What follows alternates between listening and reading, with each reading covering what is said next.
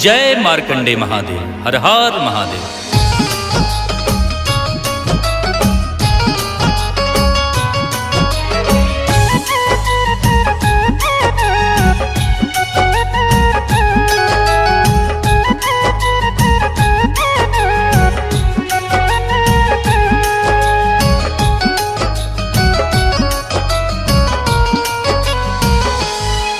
उसे काल नहीं छू पाता है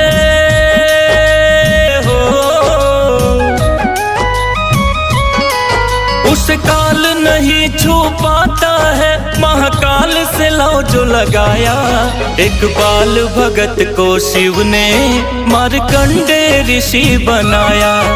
एक बाल भगत को शिव ने मार्कंडे ऋषि बनाया।